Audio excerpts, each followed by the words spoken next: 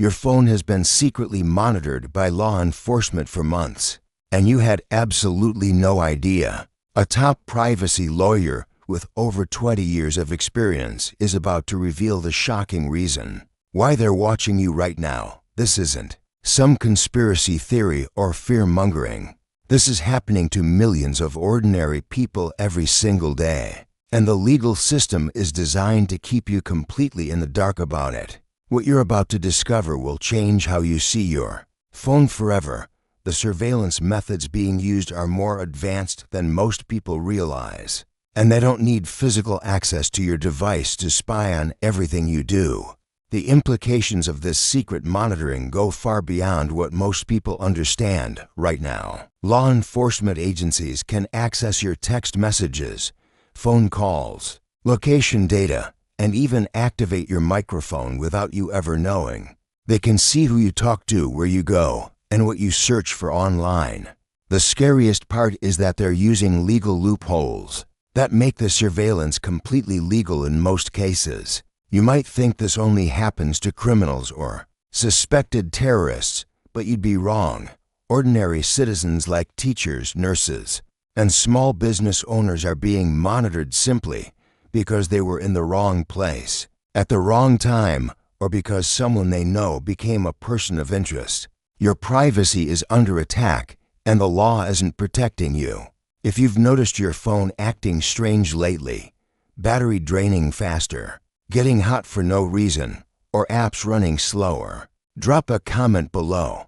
You might be experiencing signs of surveillance that you didn't recognize. Hit that like button to help spread awareness about this issue, because platforms often suppress videos that expose government surveillance. We need to stick together and share this information to protect our privacy rights as a community. The lawyer revealing this information today has spent the last 2 decades fighting government overreach in federal courts across the country. She's represented hundreds of clients who discovered their phones were being monitored without proper warrants. Her name is Sarah Mitchell, and she's handled some of the biggest privacy cases in recent years, including landmark lawsuits against federal agencies for illegal surveillance programs. Sarah has seen the surveillance tactics evolve from simple wiretaps to sophisticated digital monitoring that most people can't even detect.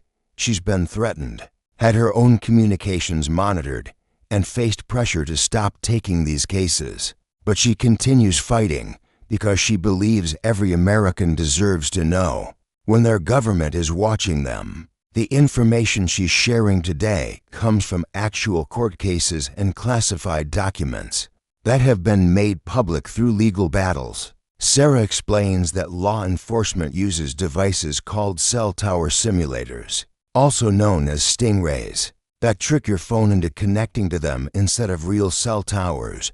Once connected, these devices can intercept everything your phone sends and receives. They can collect your text messages, phone calls, internet browsing, and track your exact location in real time. The scary part is that these devices affect everyone in the area, not just the target. If you're within a few miles of one of these simulators, your phone automatically connects to it without any warning. Police departments across the country own these devices, and they use them daily. They can also access your phone's metadata through regular cell towers, which shows them who you call when you call them and how long you talk. This metadata collection happens without any court oversight in most cases, and phone companies are required to provide this information when requested. Have you experienced unexplained battery drain or your phone getting hot when you're not using it? These could be signs of surveillance activity. Let us know in the comments what symptoms you've noticed. Share this video with your friends and family, because they need to know about this too. Most people have no idea this is happening to them. The most shocking part of this surveillance is how law enforcement justifies it legally. Sarah reveals that courts have created something called the third-party doctrine, which basically says that any information you share with a phone company isn't private anymore. This means your location data, call records, And text message metadata can be accessed without a warrant because you voluntarily gave this information to your phone company. Another loophole is called exigent circumstances, which allows police to monitor phones without warrants if they claim there's an emergency. The problem is that they define emergency very broadly, including things like missing person cases or even traffic accidents. Your location data is considered public information because your phone constantly broadcasts your position to cell towers. Courts have ruled that moving around in public means you have no expectation of privacy, even inside your own home, because your phone signals can be detected from outside. These legal interpretations have created a surveillance system that operates with almost no oversight or accountability. You might think phone monitoring only happens to criminals or terrorists, but Sarah's cases prove that's completely wrong. She's represented teachers who were monitored because they attended a school board meeting that turned controversial. She's helped nurses who were surveilled because they worked at a hospital where a suspected drug dealer was treated. Small business owners have been monitored because their customers included someone under investigation. If you've ever been to a protest, rally, or public demonstration, there's a good chance your phone was monitored that day. Law enforcement uses geographic surveillance, which means they monitor everyone in certain areas. If you live near someone who's under investigation, your phone might be monitored too. They also use association analysis, which means if you call, text, or meet with someone who's being watched, you automatically become a person of interest. Even visiting certain websites or using specific apps can trigger surveillance. Drop a comment with your state or country so we can see how widespread the surveillance really is. Different regions have different surveillance laws, but the technology is being used everywhere. Hit that like button and subscribe, because videos about government surveillance often get suppressed by algorithms. We need your engagement to make sure this information reaches as many people as possible. Your privacy matters, and we're stronger when we stick together. Sarah says there are specific warning signs that your phone is being monitored, and most people ignore these symptoms or blame them on old hardware. The biggest red flag is unusual battery drain, especially when your phone is sitting idle. Surveillance software runs constantly in the background, which drains battery power much faster than normal. Your phone might also feel warm or hot even when you're not using it heavily. Strange data usage spikes are another major warning sign. Check your data usage regularly, and if you see unexplained increases, especially during times when you weren't using your phone much, it could indicate monitoring software. Apps might run slower than usual, or your phone might freeze or restart randomly. You might hear strange background noises during phone calls, like clicking, static, or echoes. Text messages might take longer to send or receive than normal.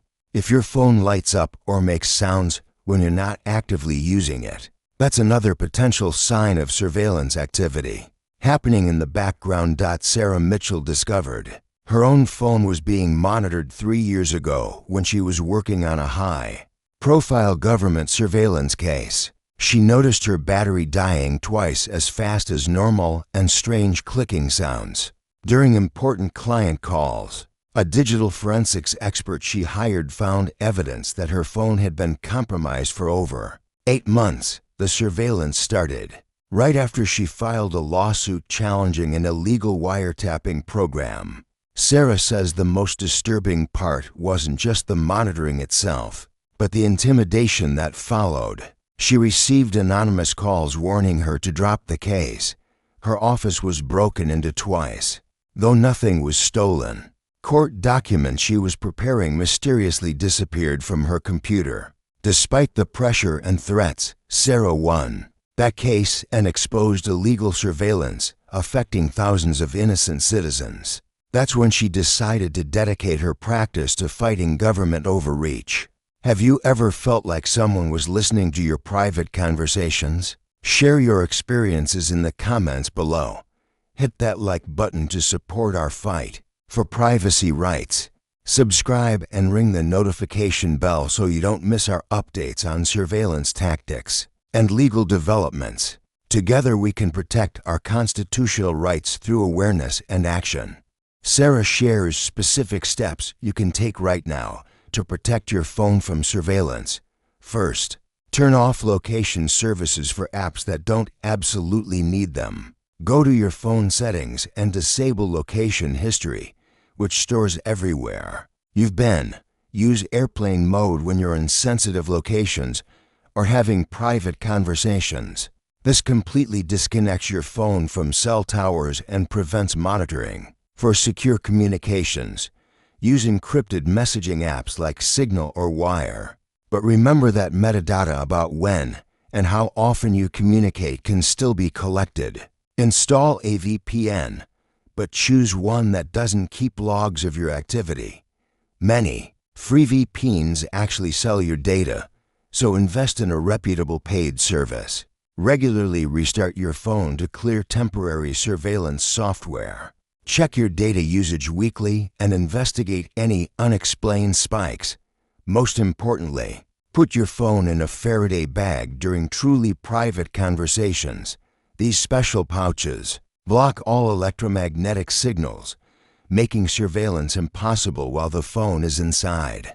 The phone monitoring Sarah described is just one piece of a massive surveillance network that most people don't realize exists. Your phone data gets shared between local police, federal agencies, and even foreign governments through intelligence sharing agreements. Private companies called data brokers collect information from your phone and sell it to law enforcement. Without any court oversight, these companies track your location, purchases, social media activity, and personal relationships, then package this information into detailed profiles. Your phone connects to this network through apps you've downloaded, websites you visit, and services you use. Even when you think you're being careful, your data is being collected and analyzed by artificial intelligence systems that look for patterns and connections. The surveillance network includes facial recognition cameras, license plate readers, and smart city sensors that all work together to track your movements. Sarah says this system has grown so large that dismantling it would require major legal and political changes.